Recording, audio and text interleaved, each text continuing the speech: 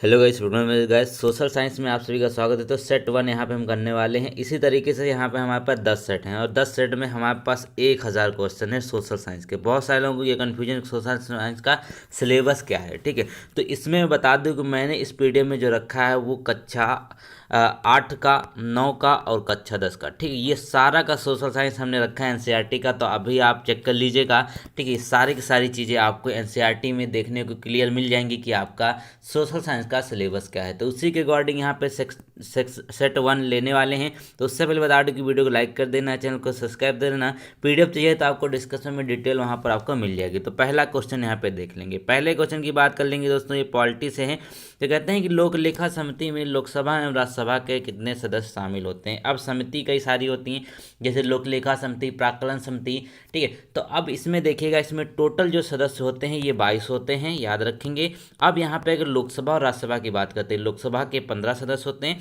और राज्यसभा के 7 सदस्य होते हैं, याद रखेंगे लोक लेखा समिति में। क्वेश्चन नंबर अगला देखेंगे तो कहते हैं कि लोकसभा अध्यक्ष किस समिति का पदेन अध्यक्ष होता है। जो लोकसभा अध्यक्ष होता है वो किस समिति का पदेन अध्यक्ष होता है। तो 2 का राइट आंसर क्या हो जाएगा यहाँ पर, वो हो जाएगा नियम समिति। अब लोकसभा अध्यक्ष से रिलेटेड कुछ अच्छी बातें ये है कि लोकसभा अध्यक्ष जो होता है वो डिसाइड करता है कि यहाँ पे ये साधारण विधेयक या बिल है या फिर यहाँ पे ये धन विधेयक है, ठीक है। धन विधेयक 110 आर्टिकल में आता है, याद रखेंगे, ठीक है। और भी सारी चीज़ें यहाँ पे लोकसभा अध्यक्ष के बारे में हमने आपको बता दी हैं। क्वेश्चन नंबर अगला देखेंगे 3 में कहते हैं वह समिति जिसमें राज्यसभा का कोई सदस्य नहीं होता। अब एक समिति होती है जिसमें राज्यसभा का कोई सदस्य नहीं होता। अब राज्यसभा कौन सा होता है, उच्च सदन होता है, जो यहाँ पर 6 साल में 6 साल के लिए उनकी अध्यक्षता होती है, जितने भी सदस्य होते हैं, ठीक है। अब यहाँ पे एक चीज़ याद ध्यान रखिए, ये कभी भंग नहीं होती है राज्यसभा, लोकसभा भंग हो जाती है, ठीक है। तो अब 3 का जो राइट आंसर होगा यहाँ पर दोस्तों वो आपको हो जाएगा प्राक्कलन समिति, ठीक है। प्राक्कलन समिति में किसी भी तरीके का कोई भी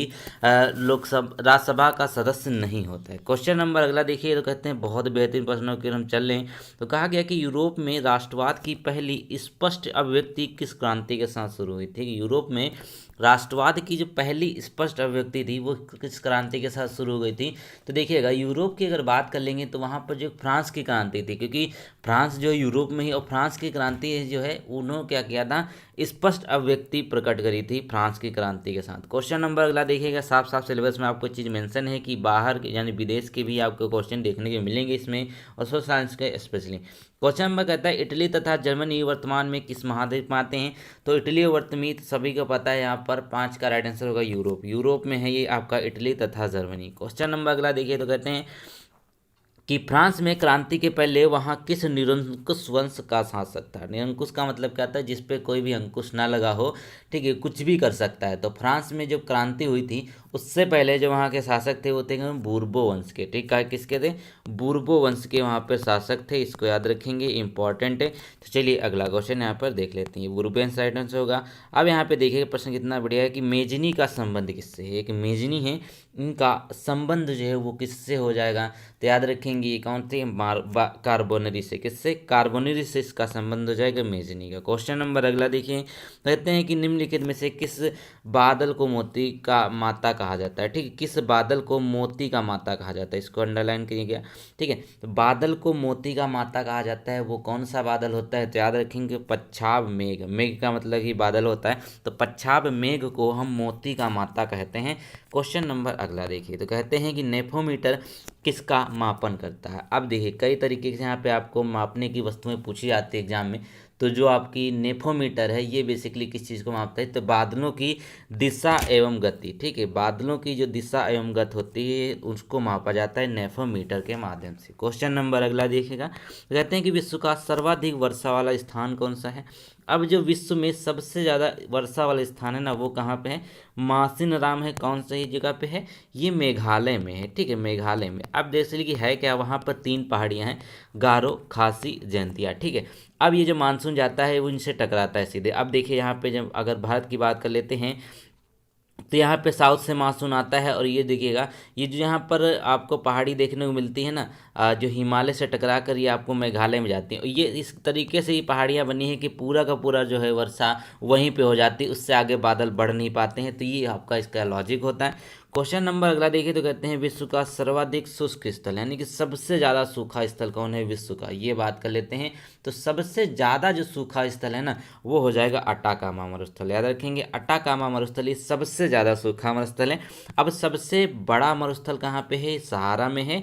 ठीक है, अफ्रीका महाद्वीप में पूछा जाता है, अफ्रीका महाद्वीप के किस जगह पे है तो उत्तर में है। ठीक है, अब यहाँ पे थार की अगर बात कर लेंगे तो थार क्या है, ये अपने भारत का है सबसे बड़ा। ठीक है, ये भारत का थार है, कहाँ पे, ये राजस्थान में हो जाएगा। चलिए क्वेश्चन नंबर अगर देखें 12 तो कहते हैं कि कौन सी विश्व की सबसे बड़ी झील है। अब विश्व की जो सबसे बड़ी झील है ये तो सभी को पता होगा, तो विश्व की जो सबसे बड़ी झील कौन सी हो जाएगी, वो हो जाएगी यहाँ पर कैस्पियन सागर। कौन सी, कैस्पियन सागर जो है विश्व की सबसे बड़ी झील के रूप में जानी जाती है, तो याद रखेंगे। चलिए क्वेश्चन नंबर अगला देखें तो कहते हैं कि किस देश को हजार झीलों का देश कहा जाता है। ठीक है, अब यहाँ पे देखिए सोशल साइंस में आपको ज्योग्राफी भी अच्छा क्वेश्चन आते हैं अच्छे, तो देखिएगा कहते हैं किस देश को हजार झीलों का देश कहा जाता है, तो इसका राइट आंसर क्या हो जाएगा, यहाँ पर फिनलैंड हो जाएगा। क्या होगा, फिनलैंड इसका राइट आंसर है। क्वेश्चन नंबर अगला देखिए तो कहते हैं कि इनमें से किस देश में एक मिश्रित अर्थव्यवस्था है। ठीक है, मिश्रित अर्थव्यवस्था है वो कौन सा राइट आंसर होगा, वो हो जाएगा भारत। भारत में बेसिकली यहाँ पे मिश्रित अर्थव्यवस्था है। ठीक है, तो याद रखेंगे। चलिए क्वेश्चन नंबर अगला देखें तो कहते हैं इनमें से पिछड़ा राज्य कहा जाता है, ये पिछड़ा है बिछड़ा नहीं है, तो पिछड़ा राज्य है कहा जाता है। अब इकोनॉमिक्स में एक टर्म आता है बीमारू प्रदेश। बीमारू प्रदेश में भी यहाँ पर देखिए आपके जो उत्तर प्रदेश हो गया, बिहार हो गया, सारे बीमारू प्रदेश में आते हैं। क्यों, क्योंकि यहाँ पर इतना ज़्यादा देखने को चीज़ें नहीं मिलती। इंडस्ट्रियल एरिया हो गया, जैसे आप देखेंगे कि जितने भी लोग कमाने जाते हैं कहाँ जाते हैं, वो लोग जाते हैं हरियाणा और लुधियाना पंजाब, वहाँ पे इंडस्ट्रियल एरिया बहुत ज़्यादा, वहाँ लोग इन्वेस्ट करना ज़्यादा चाहते हैं। लेकिन अगर बात कर लेते हैं बिहार और उत्तर प्रदेश और छत्तीसगढ़, यहाँ पे कोई इन्वेस्ट करना चाहता नहीं है, इसीलिए इकोनॉमिक्स टर्म में इसको बीमारू कहा जा सकता है। और पिछड़े टर्म की अगर बात करें तो बिहार जो है ये पिछड़ा है, याद रखेंगे। टोटल एनसीईआरटी का ही पैटर्न आपको हम लेकर चल रहे हैं, ये मत समझें एनसीईआरटी के बाहर का आएगा, बिल्कुल नहीं।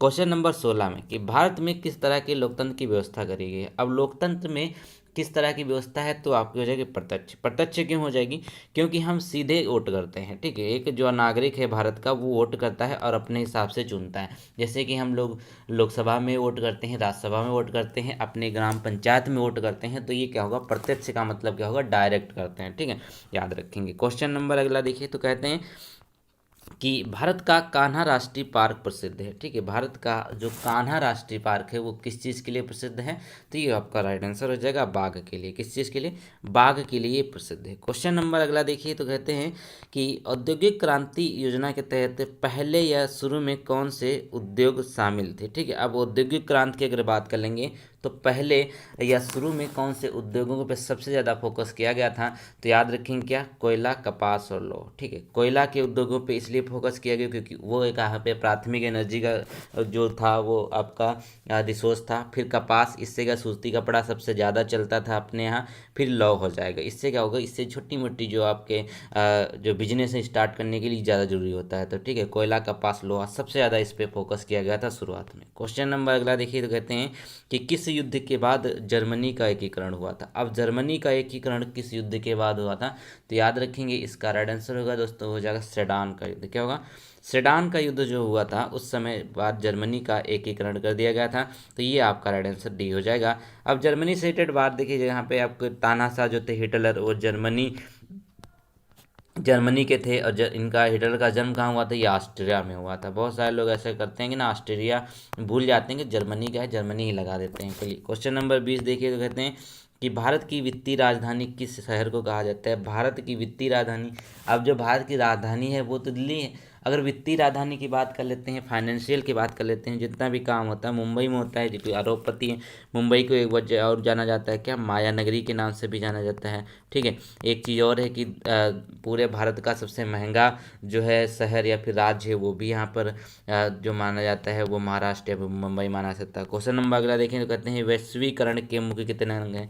अब वैश्वीकरण की अगर बात कर लेते हैं तो इसके टोटल कितने अंग हैं, तो याद रखेंगे ये आपके हो जाएंगे 3। क्या होंगे, 3 अंग हैं। अब आप यहाँ पे देखिएगा, जब एक चीज़ आई थी एलपीजी, ठीक है, एलपीजी इकोनॉमिक्स का टर्म है। ठीक है, इसमें क्या था, लिबरलाइजेशन, प्राइवेटाइजेशन और ग्लोबलाइजेशन कब आया था, 1991 में आया था। तो इसका जो मेन हमारा मोटो था वो था कि दुनिया की सभी चीज़ों को आपस में जोड़ना, ठीक है। जैसे कि मल्टीनेशनल कंपनियां, जो मल्टीनेशनल व्यापार आप कर सकते थे, ये चीज़ें थी।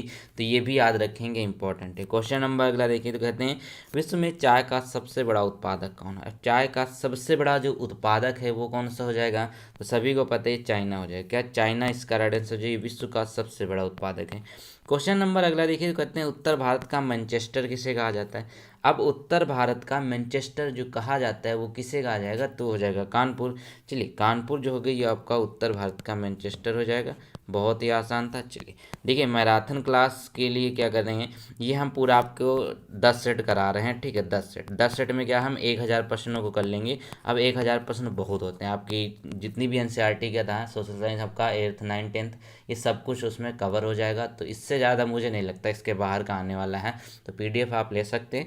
तो 24 में देखें तो कहते हैं कि चूना पत्थर का उपयोग किस उद्योग के में किया जाता है। अब चूना पत्थर का जो उपयोग है ना वो सीमेंट उद्योग में किया जाता है। किसमें, सीमेंट उद्योग में किया जाता है। क्वेश्चन नंबर अगला देखिए, तो कहते हैं किसे साम्यवाद के संस्थापक के रूप में जाना जाता है। अब साम्यवाद के संस्थापक के बारे में अगर बात कर लेंगे तो वो कौन कहलाते हैं, कार्ल मार्क्स। कौन, कार्ल मार्क्स जो है ये साम्यवाद के संस्थापक जाने जाते हैं।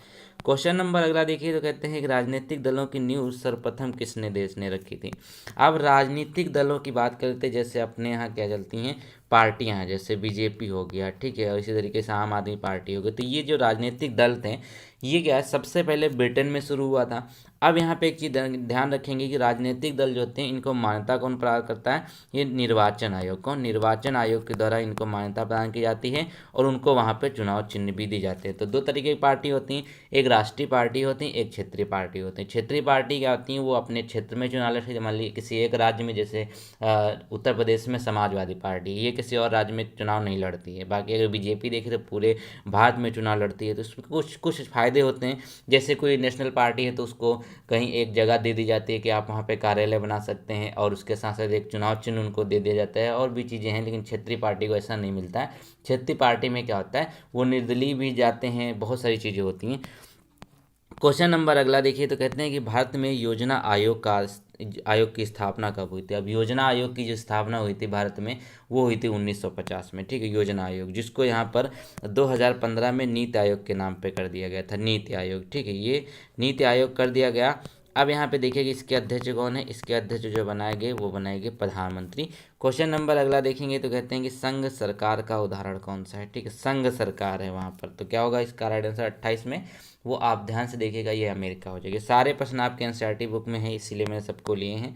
क्वेश्चन नंबर अगला देखेंगे तो कहते हैं कि भारतीय लोकतंत्र में सत्ता के विरुद्ध जन आक्रोश किस देश से प्रारंभ हुआ, ठीक है। भारतीय लोकतंत्र में सत्ता के विरुद्ध जन आक्रोश सबसे पहले किस देश में प्रारंभ हुआ था, किस दशक में प्रारंभ हुआ था, तो माफ़ कर दीजिएगा। तो दशक यहाँ पे है, तो दशक हो जाएगा 1970 के दशक में, ठीक है। 1970 के दशक में भारत में लोकतंत्र में सत्ता के विरुद्ध जन आक्रोश प्रारंभ हुआ था। भारत की बात कर रहे हैं, याद रखेंगे। क्वेश्चन नंबर अगला देखें तो कहते हैं चिपको आंदोलन किससे संबंधित है। बहुत अच्छा प्रश्न है आपका।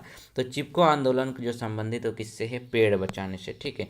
पेड़ बचाने से संबंधित है। कौन है, एक बहुगुणा जोशी हुआ करते थे, ठीक है। वो क्या करते, उन्होंने बहुत ही ज़्यादा इस पर काम किया। उन्होंने चिपको आंदोलन शुरू किया। ये पेड़ को बचाने के लिए, पेड़ को काटने के लिए था, ठीक है। कहाँ से शुरू हुआ था, उत्तराखंड के चमोली से, याद रखेंगे। चलिए क्वेश्चन नंबर अगला देखे, कहते हैं कि ताड़ी विरोधी आंदोलन निम्न में से किस प्रांत से शुरू हुआ था, ठीक। एक ताड़ी विरोधी आंदोलन एक शुरू किया गया था, किस यहाँ प्रांत से शुरू किया गया, आंध्र प्रदेश से, ठीक है। अब ताड़ी होती क्या, ये देखिएगा, ताड़ी एक तरीके से कह सकते हैं ना, वो पेय पदार्थ होता है, उसी को विरोध में यहाँ पे एक आंदोलन छोटा सा चालू हुआ था। एनसीईआरटी में इसको काफ़ी प्रमुखता से दिया गया है। क्वेश्चन नंबर अगला देखिए तो कहते हैं हिंद स्वराज पुस्तक के लेखक कौन है। अब हिंद स्वराज पुस्तक के लेखक कौन है, 32 का जो राइट आंसर होगा दोस्तों वो क्या हो जाएगा, महात्मा गांधी। क्या, महात्मा गांधी जो है वो हिंद स्वराज के लेखक हैं पुस्तक के। क्वेश्चन नंबर अगला देखिए तो कहते हैं कौन सा संस्थान भारत में मुद्रा जारी करने के लिए अधिकृत है, ठीक है। भारत में जो मुद्रा जारी की जाती है वो किसके द्वारा जारी की जाती है, तो याद रखेंगे ये आपकी हो जाएगी रिजर्व बैंक ऑफ इंडिया। किसको, रिजर्व बैंक ऑफ इंडिया, ये आरबीआई है, जिसकी स्थापना कब हुई थी, ये आपकी बनी थी 1935 में, ठीक है। याद रखेंगे ये मौद्रिक नीति भी जारी करता है, ठीक है। याद रखेंगे मौद्रिक नीति भी जारी करता है कौन, आरबीआई। क्वेश्चन नंबर अगला देखिए तो कहते हैं राजनीतिक दलों को मान्यता उनके चिन्ह किसके द्वारा प्रदान किए जाते हैं। वही क्वेश्चन है, बताया था कि राजनीतिक दलों की मान्यता तथा उनके चिन्ह जो प्रदान किए जाते हैं वो निर्वाचन आयोग के द्वारा, किसके द्वारा, निर्वाचन आयोग के द्वारा इसके चिन्हों को प्रदान किया जाता है। क्वेश्चन नंबर अगला देखिए तो कहते हैं कि कौन सा उद्योग उपभोक्ता उद्योग है। ठीक, इनमें से कौन सा उद्योग है जो उपभोक्ता उद्योग है। तो 35 का राइट आंसर क्या हो जाएगा, वो हो जाएगा यहाँ पर आपके लिए चीनी उद्योग। चीनी उद्योग उपभोक्ता क्यों है, क्योंकि इसको उपभोग किया जाता है। उपभोग का मतलब क्या है, जैसे हम और आप क्या है, उपभोक्ता हैं। आप किसी प्रोडक्ट को लेंगे तो उपभोक्ता हो जाएंगे। तो बेसिकली यहाँ पे ये आपका होता है चीनी उद्योग ही उपभोक्ता उद्योग में आता है। बाकी ये सारी चीज़ें हैं ये का इंडस्ट्रियल एरिया के यूज में आती हैं। क्वेश्चन नंबर अगला देखें तो कहते हैं यूरोप का मरीज किसे कहा जाता है। बहुत ही फेमस प्रश्न है, आपको देखने को जरूर मिला होगा अभी तक। तो 36 का राइट आंसर क्या हो जाएगा, तुर्की। क्या होगा, तुर्की को हम यूरोप का मरीज के नाम से जानते हैं। क्वेश्चन नंबर अगला देखिए तो कहते हैं कि भारत में अत्यंत विनाशकारी भूकंप कब आया था। अब अत्यंत विनाशकारी भूकंप ये आपके एनसीईआरटी में है। ठीक है, तो क्या हो जाएगा 1934। क्या 1934 में सबसे ज़्यादा यहाँ पे कह सकते हैं विनाशकारी भूकंप आया हुआ था। ये भारत इतिहास की बात है। क्वेश्चन नंबर अगला देखें तो कहते हैं कि ब्रह्म समाज की स्थापना किसके द्वारा करी गई थी। तो ब्रह्म समाज की जो स्थापना करी गई वो करी गई थी राजा राम मोहन राय के द्वारा। किसके द्वारा, राजा राम मोहन के द्वारा ब्रह्म समाज की स्थापना करी गई थी। तो ये आपका यहाँ पे राइट आंसर होगा। क्वेश्चन नंबर अगला देखें तो कहते हैं कि हिंदुस्तान रिव्यू का प्रकाशन किसने आरंभ किया था। ठीक है, इसने हिंदुस्तान रिव्यू का जो प्रकाशन आरंभ किया था वो किसने किया था। तो ये आपके राइट आंसर हो जाएंगे कौन से, सच्चिदानंद सिन्हा। सच्चिदानंद सिन्हा वही हैं जिनको क्या किया गया था, अस्थाई सदस्य नियुक्त किया गया था। ठीक है, अस्थाई सदस्य नियुक्त किया गया था, याद रखेंगे। चलिए, किसके, सच्चिदानंद को। ठीक है, क्वेश्चन नंबर अगला देखिए तो कहते हैं कि राष्ट्रीय सबसे लंबा जो आपका नेशनल हाईवे कौन है, राष्ट्रीय राजमार्ग कौन है सबसे लंबा। अगर भारत की बात कर लेते हैं तो इसका राइट आंसर हो जाएगा राष्ट्रीय राजमार्ग 7। ठीक है, क्या होगा, राजमार्ग 7 जो है ये सबसे लंबा है। पहले क्या हुआ करता था, पहले 44 हुआ करता था। क्वेश्चन नंबर अगला देखें तो कहते हैं यहाँ पर कि नेपा नगर प्रसिद्ध है किस चीज़ के लिए। ठीक है, जो नेपा नगर है ना वो किस चीज़ के लिए प्रसिद्ध है। तो 41 में अगर आप ध्यान से देखें तो क्या हो जाएगा, अखबारी कागज़ के लिए। ठीक है, किसके लिए, अखबारी कागज़ के लिए नेपा नगर प्रसिद्ध है। ये आपका राइट आंसर होगा। क्वेश्चन नंबर अगला देखिए, कहते हैं कि कागज़ का आविष्कार सबसे पहले कहाँ हुआ था। अब कागज़ किस चीज़ से बनता है ये आपको पता है, ये बनता है यहाँ पर आपके पेड़ पौधों से। ठीक है, जो पेड़ होते हैं उनकी लकड़ी से ही बनता है। तो कागज़ का आविष्कार सबसे पहले कहाँ हुआ था, चाइना में हो गया। चाइना हर चीज़ में आगे रहता है तो इसमें भी आगे है। क्वेश्चन नंबर अगला देखें तो कहते हैं कि भारत का सबसे बड़ा बंदरगाह कौन सा है। ठीक है, जो भारत का सबसे बड़ा बंदरगाह कौन सा हो जाएगा, वो का हो जाएगा आपका कौन सा, मुंबई। मुंबई जो है ये भारत का सबसे बड़ा बंदरगाह है। क्वेश्चन नंबर अगला देखिएगा तो इसमें कहते हैं कि पटना में गोलघर किस उद्देश्य से बनाया गया था। पटना का जो गोलघर है ना वो किस उद्देश्य के लिए बनाया गया था। तो 44 का राइट आंसर दोस्तों हो जाएगा अनाज रखने के लिए। किसके, अनाज रखने के लिए पटना का गोलघर बनाया गया था, ये इसका राइट आंसर है। क्वेश्चन नंबर अगला देखिए, कहते हैं अंतर्राष्ट्रीय श्रमिक संगठन की स्थापना किस वर्ष की गई। ठीक है, अंतर्राष्ट्रीय श्रमिक संगठन की जो स्थापना की गई वह किस वर्ष की गई, तो वो हो जाएगा 1919। कब, 1919 में अंतर्राष्ट्रीय श्रमिक संगठन की स्थापना यहाँ पर करी गई थी। क्वेश्चन नंबर अगला देखिए तो कहते हैं ग्राम कचहरी का प्रधान कौन होता है। ठीक है, ग्राम कचहरी का जो प्रधान है वो कौन सा होगा।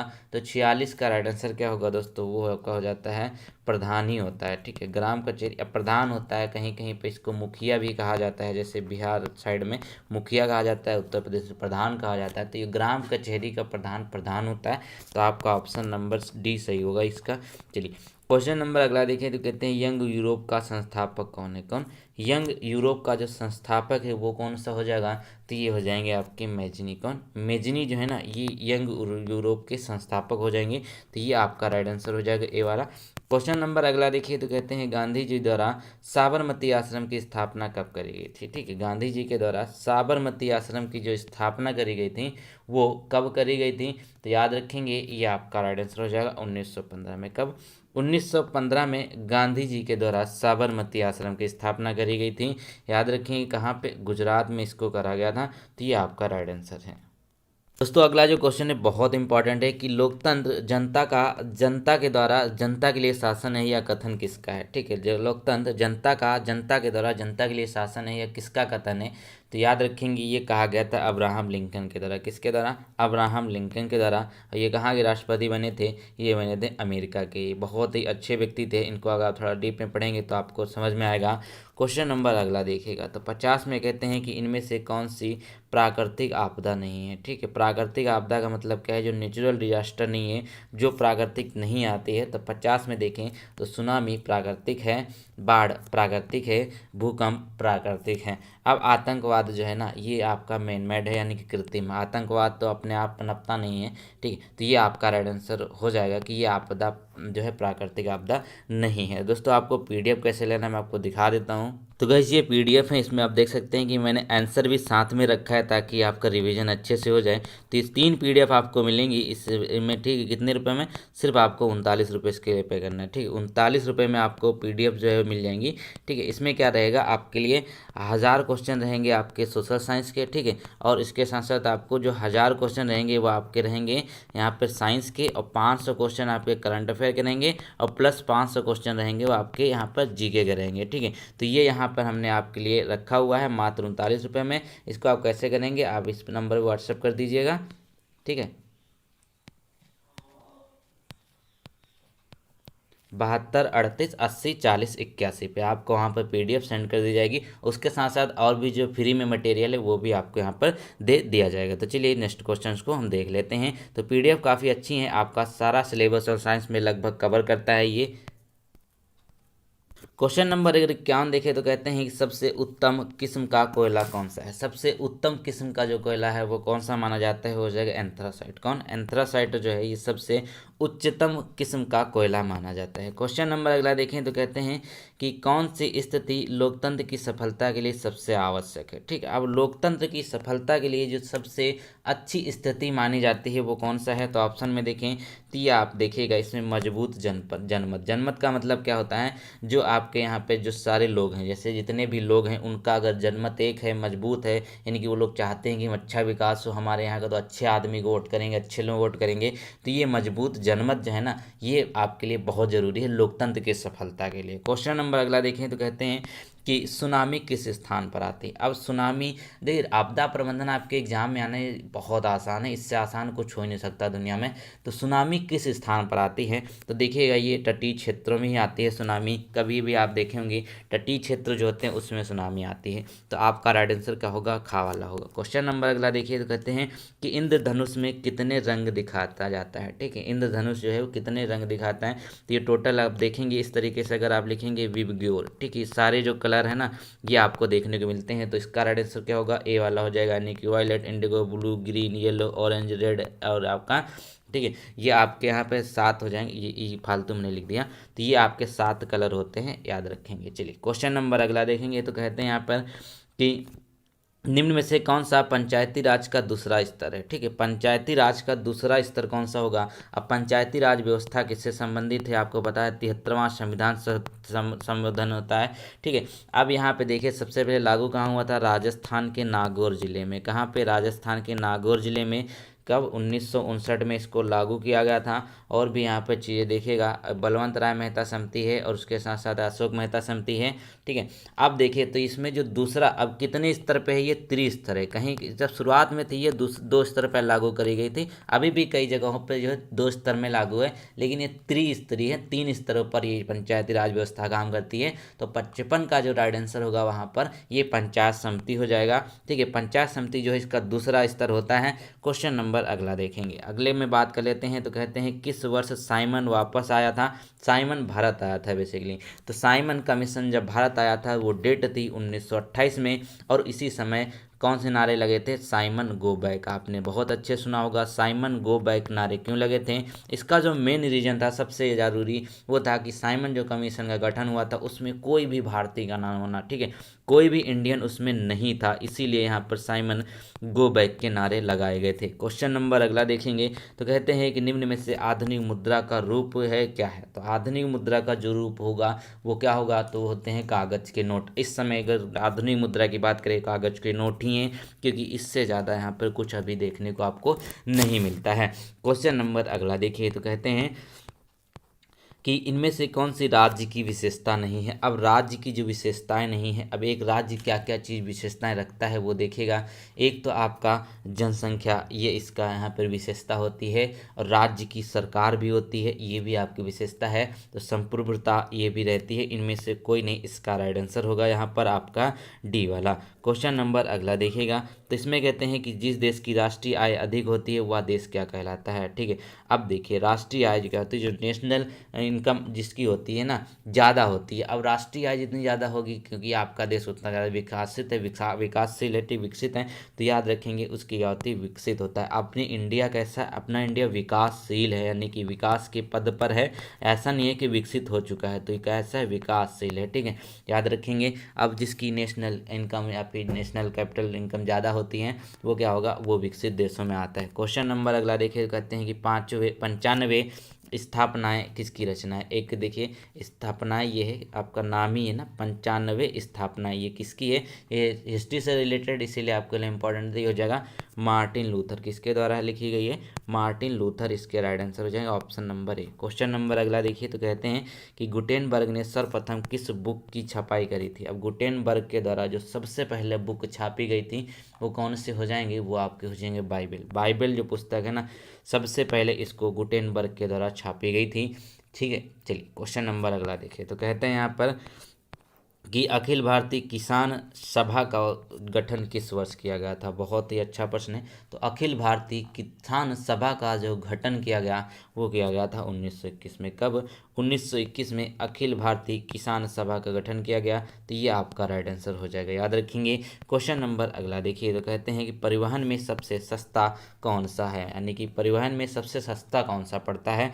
तो याद रखेंगे, इसमें बहुत सारे लोग कंफ्यूज हो सकते हैं, लेकिन यहाँ पे सबसे सस्ता जो होता है वो जल परिवहन होता है। कौन सा सबसे सस्ता, जल परिवहन होता है। लेकिन यहाँ पे इसकी ज़्यादा सुविधाएं उपलब्ध नहीं है, ये एक रीज़न है। ठीक है, इसकी ज़्यादा सुविधाएं उपलब्ध नहीं है। आप अगर सड़क से जाएंगे इसमें भी आपको तेल वगैरह, भाड़ा वगैरह देना पड़ेगा, रेल में आपको सब कुछ देना पड़ेगा, वायुयान तो सबसे महंगा हो जाएगा। तो जल इसका राइट आंसर होगा ए वाला। क्वेश्चन नंबर अगला देखिएगा तो कहते हैं यहाँ पर कि हॉलमार्क को किस वस्तु के लोगों के रूप में उपयोग किया जाता है। हॉलमार्क जो होता है ना, वो किस चीज़ के लिए होता है। तो देखें, अब कहते हैं ना, जागो ग्राहक जागो कार्ड आता है जिसमें कहते हैं हॉलमार्क का निशान देख के ही खरीदें। तो सोने के आभूषण होते हैं, इसका मतलब क्या है, वो शुद्ध सोने का, यहाँ पे शुद्ध गोल्ड है, इसीलिए यहाँ पर उस पर हॉलमार्क का निशान लगाया गया है। हॉलमार्क निशान नहीं मिलता है तो समझ जाइएगा कि इसमें मिलावट है। क्वेश्चन नंबर अगला देखिएगा तो कहते हैं कि विश्व पर्यावरण दिवस कब मनाया जाता है। अब विश्व पर्यावरण दिवस की अगर बात कर लीजिए तो ये मनाया जाता है कब, ये हो जाएगा यहाँ पे 5 जून को। कब, 5 जून को विश्व पर्यावरण दिवस के रूप में हम मनाते हैं। क्वेश्चन नंबर अगला देखिए तो कहते हैं डॉक्टर मेधा पाटकर जो है वो किससे जुड़ी हुई है। ठीक है, डॉक्टर मेधा पाटकर जो है वो किससे जुड़ी हुई हैं। तो ये आपके हो जाएंगे नर्मदा बचाओ आंदोलन से। किससे, नर्मदा बचाओ आंदोलन से मेधा जुड़ी हुई हैं। ये प्रश्न कई बार पूछा गया है तो बहुत इंपॉर्टेंट है। प्रश्न संख्या अगला है कि सर्वप्रथम व्यवसायिक बैंकों का राष्ट्रीयकरण कब किया गया था। ठीक है, अब नेशनलाइजेशन किया गया था व्यवसायिक बैंकों का, जो सबसे पहले राष्ट्रीयकरण किया गया था वो किया गया था 1969 में। कब, 1969 में इसका राष्ट्रीयकरण किया गया था। आपका राइट आंसर हो गया सी। क्वेश्चन नंबर अगला देखिए तो कहते हैं कि भारत में सबसे पुराना तेल भंडार स्थित है। ठीक है, भारत का जो सबसे पुराना तेल भंडार है वो कहाँ पे है, ये कहाँ है, ये आपका हो जाएगा डिगबोई। डिगबोई कहाँ पे, आसाम का। आसाम का सबसे पुराना तेल भंडार है। ठीक है, क्वेश्चन नंबर अगला देखेंगे तो कहते हैं कि भारत में किस खनिज का अभाव है, यानी कि वो खनिज हमको नहीं मिलता है, हमारे भारत में खनिज नहीं पाया जाता है। तो याद रखेंगे ये कौन सा होगा। तो एक तो आपका अभ्रक है, ये पाया जाता है, बॉक्साइट पाया जाता है, लोहा पाया जाता है। ऑप्शन नंबर डी होगा इसका राइट आंसर। वो क्या हो जाएगा यहाँ पर कि लेड। लेड जो है ना वो आपका राइट आंसर, ये भारत में नहीं पाया जाता है। क्वेश्चन नंबर देखिए अगला यहाँ पे 70। तो कहते हैं कि सोपानी कृषि किस राज्य में प्रचलित है। सोपानी खेती ना किस राज्य में सबसे ज़्यादा होती है? तो याद रखेंगे ये क्या है, ये पहाड़ी इलाकों में होती है। तो पहाड़ी इलाके वाला ऑप्शन कौन सा है? उत्तराखंड हो जाएगा। उत्तराखंड आपका राइट आंसर है। ये सोपानी कृषि के लिए बहुत फेमस है। क्वेश्चन नंबर अगला देखिए, तो कहते हैं सौर ऊर्जा निम्नलिखित में से कौन सा संसाधन है? ठीक है, सौर ऊर्जा निम्नलिखित में से कौन सा संसाधन है? तो ये आपका हो जाएगा नवीकरणीय। नवीकरणीय का मतलब क्या है? रिन्यूएबल। इसको आप रिन्यू कर सकते हैं। अगर बात कर लेते हैं कोयला वगैरह की, वो सीमित संसाधन है, वो रिन्यू नहीं किए जा सकते हैं। ठीक है, एक बार ख़त्म हो गए, दोबारा बनने में उनको करोड़ों साल लगेंगे। क्वेश्चन नंबर अगला देखिए, तो कहते हैं कि पूर्ण स्वराज की मांग प्रस्ताव कांग्रेस के किस वार्षिक अधिवेशन में रखी गई थी? ठीक है, पूर्ण स्वराज की मांग का प्रस्ताव जो रखा गया था, सबसे पहले किस में रखी गई थी, मतलब का अधिवेशन में? तो इसका राइट आंसर हो जाएगा 1929 लाहौर का। ठीक है, लाहौर अधिवेशन जो था 1929, इसमें पूर्ण स्वराज की मांग सबसे पहले रखी गई थी। क्वेश्चन नंबर अगला देखें, तो कहते हैं कि निम्न में से कौन छोटे पैमाने का उद्योग है? अब छोटे पैमाने का उद्योग क्या है, मतलब जिसको 2-4 लोग भी शुरू कर सकते हैं। तो ये आपका हो जाएगा कौन सा? खिलौना उद्योग। खिलौना उद्योग क्या है? ये बहुत छोटे पैमाने का होता है। कोई ज़रूरी नहीं कि आप मॉडिफाइड चाइनीज़ ही बनाएं। इसमें आपके लकड़ी के खिलौने, मिट्टी के खिलौने, जो घर में बैठ के एक व्यक्ति भी बना सकता है, इसीलिए इसको छोटे पैमाने का उद्योग कहा जा सकता है। बाकी चीनी उद्योग, कागज उद्योग और विद्युत उपकरण ये बड़ी बड़ी कंपनियों के ही हत्थे आएगी। क्वेश्चन नंबर देखिए, अगर कहते हैं कि बाजरा का सबसे बड़ा उत्पादक राज्य कौन सा होगा? तो बाजरा का जो सबसे बड़ा उत्पादक राज्य है वो अपने यहाँ भारत का है राजस्थान। ठीक है, ये पहला सेट ही चल रहा है, सेट नंबर 1 चल रहा है यहाँ पर। अभी ऐसे यहाँ पर आपको 1000 क्वेश्चन हमें कराने एग्जाम तक, तो इनको वीडियो को लाइक जरूर कर दें। क्वेश्चन नंबर देखे देते हैं कि वर्ष 1975 भारतीय राजनीति में इसलिए जाना जाता है। ठीक है, 1975 किस लिए जाना जाता है भारतीय राजनीति में? तो आप देखेंगे 75 में, अगर आप देखिए तो इसका ऑप्शन क्या होगा, वो आप देखे हैं तो आपको पता चल गया होगा। 1975 में क्या है? आपातकाल लगा था देश में। ठीक है, 1975 में इमरजेंसी लागू हुई थी देश में, आपातकाल लगा था। तो याद रखेंगे, ये आपका राइट आंसर है। क्वेश्चन नंबर अगला देखेंगे, कहते हैं लोकतंत्र एक शासन है जिसमें, ठीक है, लोकतंत्र एक शासन है जिसमें आपको क्या देखने को मिलता है?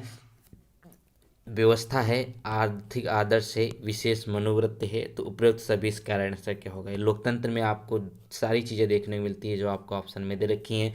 आर्थिक आदर्श भी है, जिसमें व्यवस्थाएं हैं, विशेष मनोवृत्ति हैं। क्वेश्चन नंबर अगला है कि फूट डालो और राज करो, यह नीति किसके द्वारा अपनाई गई थी?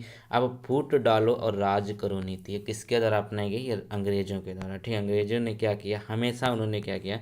हिंदू मुस्लिम को लड़ाया और यहाँ पे बहुत सारी चीज़ें करी, फूट डाले और उन्होंने राज किया, बहुत सालों तक राज किया है। क्वेश्चन नंबर अगला देखें, तो कहते हैं कि राष्ट्रीय आय की गणना की विधि क्या है? अब राष्ट्रीय आय क्या मतलब जो नेशनल इनकम होती है किसी देश की, उसकी गणना कैसे करी जाएगी? तो देखिएगा 78 का राइट आंसर यहाँ पर होगा आपका मूल्य योग विधि से। किससे? मूल्य योग विधि जो होती है ना, ये राष्ट्रीय इनकम नेशनल इनकम की कैलकुलेशन की एक विधि है। ठीक है, क्वेश्चन नंबर अगला देखें, तो कहते हैं नरेगा पूरी तरह सफल नहीं हो पाई। अब एक नरेगा योजना है, ठीक है, जो 2006 में लागू करी गई थी। ठीक है, 2009 में इसके साथ महात्मा गांधी जी का नाम जोड़ा गया, मनरेगा। ठीक है, 2009 में जोड़ा गया था। अब कहते हैं कि इसका कारण नहीं होना इस सफल क्या चीज़ है? बिचौलिए है। ठीक है, बिचौलिए का मतलब क्या है? इन्होंने फर्जी डाटा वगैरह चढ़ा करके पैसे खा गए। तो इसके तहत ये थोड़ा सा सक्सेस होने में कम रही, लेकिन फिर भी थोड़ा सक्सेस मानी जाती है। क्वेश्चन नंबर अगला है कि उपभोक्ता को जानकारी लेनी चाहिए। अब आप उपभोक्ता हैं तो आपको किस तरीके की जानकारी रखनी चाहिए? आप जो प्रोडक्ट ले रहे हैं उसकी यहाँ पे क्वालिटी कैसी है, आप उसकी क्वांटिटी कैसी है, उसकी निर्माण सामग्री में क्या क्या चीज़ें मिली हुई हैं, जो नुकसानदायक चीज़ नहीं है। तो ये सारी चीज़ें आपको ध्यान रखनी होती हैं एक उपभोक्ता के तौर पर। क्वेश्चन नंबर अगला देखिए, तो कहते हैं यहाँ पर कि भूकंप रोधी इमारत का नक्शा कैसा होना चाहिए? ठीक है, भूकंप रोधी इमारत का जो नक्शा होना चाहिए वो कैसा होना चाहिए? तो देखेंगे ये आपका साधारण और आयताकार। ठीक है, साधारण और आयताकार अगर घर है तो वो क्या होगा? अच्छी खासी रिएक्टर का, जैसे मान लीजिए 7-8 रिएक्टर पैमाने का भूकंप को झेल सकता है। अगर आपने कुछ ऐसा वैसा बनाया, जैसे आप जोन बांटे जाते हैं कि आप किस जोन में हैं भूकंप वाले, तो वहाँ पे जो 1-2 जोन वाले होते हैं वहाँ पर आकार जो है वो अप्रूव करवाने पड़ते हैं भारत सरकार से, जिससे आपको ज़्यादा नुकसान न हो अगर कोई भूकंप वगैरह आता है, क्योंकि भूकंप अनएक्सपेक्टेड है, कभी भी आ सकता है, किसी को कोई पता नहीं होता है। तो याद रखेंगे। क्वेश्चन नंबर अगला है कि बोल्शेविक क्रांति कब हुई थी? 82 में कहते हैं कि बोल्शेविक क्रांति जब हुई थी वो कब हुई थी? याद रखेंगे नवंबर 1917। कब? नवंबर 1917 में इसकी क्रांति हुई थी। क्वेश्चन नंबर अगला देखें, तो कहते हैं कि सामंती व्यवस्था से हटकर किस प्रकार की शहरी व्यवस्था की प्रवृत्ति बढ़ी है। ठीक है, सामंती व्यवस्था से हट, सामंती पहले व्यवस्था थी, अब इसको हटा करके शहरी व्यवस्था में किस तरीके की प्रवृत्ति बढ़ी है, तो हो जाएगी प्रगतिशील। ठीक है, अब कैसी है, अब प्रगतिशील प्रवृत्ति है इन सब चीज़ों की। ठीक है, क्वेश्चन नंबर अगला कि किसने कहा था मुद्रण ईश्वर की दी हुई महानतम देन है, सबसे बड़ा तोहफा। मुद्रण का मतलब क्या है, जो आपकी ये जिससे छपाई होती है, ठीक ना, प्रिंटिंग प्रेस वगैरह, तो मुद्रण सबसे बड़ी ईश्वर की देन है। यह किसके द्वारा कहा गया, ईसा मसीह के द्वारा। किसके द्वारा, ईसा मसीह के द्वारा इसको कहा गया था मुद्रण ईश्वर की सबसे दी हुई महानतम देन है। क्वेश्चन नंबर अगला है कि ऊर्जा के मुख्य स्रोत क्या क्या हैं। अब ऊर्जा के, एनर्जी के जो मेन रिसोर्सेस हैं, जो स्रोत हैं, वो क्या होंगे, एक तो आपका कोयला, दूसरा पेट्रोलियम, तीसरा विद्युत। तो उपरोक्त सभी यहाँ पे राइट आंसर हो जाएंगे, ये आपके राइट आंसर है। क्वेश्चन नंबर अगला है कि उपभोक्ता अधिकार दिवस कब मनाया जाता है। ठीक है, उपभोक्ता अधिकार दिवस जब मनाया जाता है वो डेट कौन सी होती है, तो 15 मार्च को। कब, 15 मार्च को उपभोक्ता अधिकार दिवस के रूप में मनाते हैं। अगला प्रश्न देखिए, तो कहते हैं यहाँ पर कि रंपा विद्रोह कब हुआ था। एक विद्रोह है रंपा विद्रोह, इतिहास में बहुत फेमस है, तो याद रखेंगे 1916 में। कब, 1916 में रंपा विद्रोह हुआ था। क्वेश्चन नंबर अगला देखिए, तो कहते हैं कि भारत के लिए फैक्ट्री एक्ट कब लागू किया गया था। ठीक है, भारत के लिए जो फैक्ट्री एक्ट है वह कब लागू किया गया था, तो 88 का राइट आंसर हो जाएगा 1821 में, 81 में। ठीक है, इंपॉर्टेंट है ये बहुत ज़्यादा। तो 1881 में फैक्ट्री एक्ट लागू किया गया था, तो ये आपका राइट आंसर है। क्वेश्चन नंबर अगला देखें, तो कहते हैं कि एक कृत्रिम उपग्रह में विद्युत ऊर्जा का स्रोत क्या है। ठीक है, एक कृत्रिम उपग्रह में विद्युत ऊर्जा का जो स्रोत होगा वो कौन सा होगा, तो याद रखेंगे 89 का राइट आंसर हो जाएगा यहाँ पे बी। ठीक है, जो सौर सेल होगा ये आपके कृत्रिम उपग्रह में विद्युत ऊर्जा का स्रोत है। क्वेश्चन नंबर अगला देखें, कहते हैं निम्न में से किसका भंडार सीमित है। ठीक है, निम्न में किसका भंडार जो है वो सीमित है, तो ये याद रखेंगे, ये आपका हो जाएगा यहाँ पर 90 का राइट आंसर, वो होगा यहाँ पर क्या, कोयला। कोयले का जो भंडार है वो यहाँ पर सीमित है। अगर हवा की बात करें, मिट्टी की बात करें, सौर शक्ति की बात करें, तो ये असीमित है। ठीक है, कोयला सीमित, हमने बताया था कि अगर ये खत्म हो गया दोबारा बनने में इसको लाखों साल लगेंगे। क्वेश्चन नंबर अगला है कि कोसी नदी घाटी परियोजना का आरंभ कब हुआ था। ठीक, कोसी नदी जो है ये क्या है, ये बिहार का शोक कही जाती है। ये क्यों, क्योंकि ये साल भर अपना रास्ता बदलती रहती है। कोसी नदी साल भर अपना रास्ता बदलती रहती है, क्योंकि ये इतनी चंचल है कि एक जगह रुकती नहीं है। तो 91 का राइट आंसर क्या होगा दोस्तों, वो हो जाएगा यहाँ पे 1955 में। ठीक है, कोसी नदी घाटी परियोजना जो स्टार्ट करी गई थी, ये चालू करी गई थी 1955 में। क्वेश्चन नंबर अगला है कि विश्वव्यापी आर्थिक संकट किस वर्ष आरंभ हुआ था। ठीक है, विश्वव्यापी आर्थिक संकट किस वर्ष प्रारंभ हुआ, तो ये आपका राइट आंसर क्या हो जाएगा, ये वही विश्वव्यापी आर्थिक संकट है जब पूरे पूरे विश्व में मंदी आ गई थी। तो वो कब आई थी, 1929 में। कब, 1929 में इस मंदी को यहाँ पे आना था। क्वेश्चन नंबर अगला देखें, तो कहते हैं हौज खास का निर्माण किसने करा। खाल नहीं, खास है। ठीक है, हौज खास का निर्माण किसके द्वारा कराया गया था, तो 93 का जो राइट आंसर होगा अलाउद्दीन खिलजी। कौन, अलाउद्दीन खिलजी के द्वारा हौज खास का निर्माण कराया गया था। क्वेश्चन नंबर अगला है कि अलाई दरवाज़ा किसका है। ठीक है, मतलब अलाई दरवाज़ा जो है ना किसका दरवाज़ा है, तो देखेगा इसका जो राइट आंसर होगा यहाँ पे कुतुब मीनार का दरवाज़ा। अलाई दरवाज़ा जो है वो कुतुब मीनार का दरवाज़ा है। क्वेश्चन नंबर अगला देखिए, तो कहते हैं कि सैनिकों को नगद वेतन देने वाला पहला सुल्तान कौन था। ठीक है, सैनिकों को जो मदद देने वाला, नगद वेतन देने वाला पहला सुल्तान था वो कौन सा हो जाएंगे, अलाउद्दीन खिलजी। इसके भी राइट आंसर हो जाएंगे, क्योंकि इन्होंने बहुत सारी चीज़ें अच्छी अच्छी करी थी। जैसे इन्होंने दाग प्रथा अपनाई थी, जैसे मतलब घोड़े और सैनिकों को दागना, मतलब एक यूनिक आइडेंटिफिकेशन देना। बाजार प्रणाली इन्होंने अच्छी करी थी। इसके साथ साथ इन्होंने सेना व्यवस्था को अच्छा किया था। ये सैनिकों को काम के बदले वेतन देते थे, वो भी नगद। बहुत सारी चीज़ें इनके द्वारा अच्छी करी गई थी। क्वेश्चन नंबर अगला है कि मदर ऑफ इंडिया रिवोल्यूशन किसे कहा जाता है, तो मदर ऑफ इंडियन रिवोल्यूशन के नाम से जो जाने जाते हैं वो हो जाएंगे यहाँ पर भीकाजी कामा। कौन, भीकाजी कामा को मदर ऑफ इंडियन रिवोल्यूशन के नाम से हम जानते हैं, तो ये आपका राइट आंसर होगा।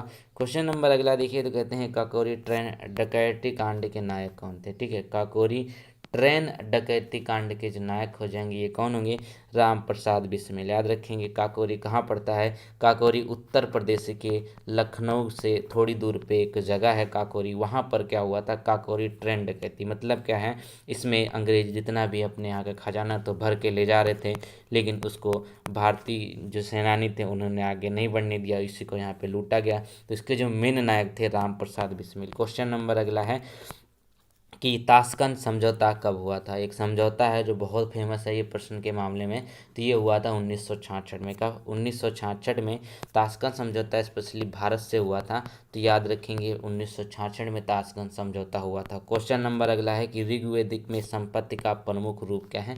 ऋग्वेद की अगर बात कर लेते हैं तो ये विश्व का सबसे पुराना वेद माना जाता है ऋग्वेद। ठीक है, अब इसमें जो मेन संपत्ति है ना, इसमें क्या कहा गया तो वो थी गोधन। गोधन का मतलब जो गौ है ना, जो आपकी अब क्या अगर गाय हैं तो आप क्या होंगे, ये आप बहुत ही मतलब धनी व्यक्ति उसमें माने जाते हैं। जैसे गोदान वगैरह आपने पढ़ी होगी, तो इसमें इतनी बहुत ही अच्छी अच्छी चीज़ों को मेंशन किया गया है। क्वेश्चन नंबर अगला देखिए, ये लास्ट क्वेश्चन रहेगा आज ये सेट 1 का। तो कहते हैं कि प्रायद्वीपी की सबसे लंबी नदी कौन सी है। प्रायद्वीप भारत की सबसे लंबी नदी कौन सी है, तो ये हो जाएगी गोदावरी नदी। ठीक है, क्या है, गोदावरी नदी जो है ये प्रायद्वीप भारत की सबसे लंबी नदी है। ठीक है, तो इसकी PDF चाहिए तो आप इस पर मैसेज कर सकते हैं। ठीक है, 72 38 80 40 81 पे। ठीक है, मिलते हैं नए वीडियो में, तब तक के लिए वीडियो को लाइक करें, चैनल को सब्सक्राइब करें। और ये क्लास है आपकी 10 सेट में कराने वाला हूँ। 10 सेट का मतलब 2 4 10 दिन में, 2 4 10 क्या बहुत दिन होगा, 2 4 दिन में हम आपको करा देंगे, क्योंकि ये 1000 क्वेश्चन की सीरीज है आपके लिए बहुत ही important. Thank you so much.